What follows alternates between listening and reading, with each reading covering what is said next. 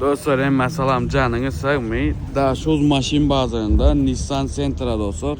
Yılı 2021, motoru ikilik, bakasam 12.000 dolar diye dostlar. Deyim yağdayı birçe ön bufer dostlar. Kalan probleması yok. Radnoy kraska. Salonuna geçelim.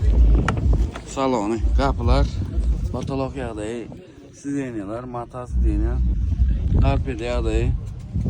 Probek 86.222 milde dostlar.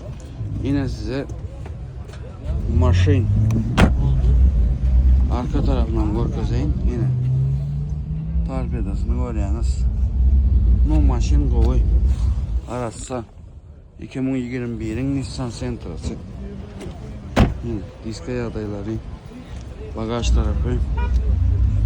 Bu maşina kızıklanyanlar aşağıda eski nomerini koyup geçecek, özünüz iyisi bilen canlaşıp, ılalaşıp alıp biliyeniz, canınız sağ olsun, elimi de ama bizim ölen alın.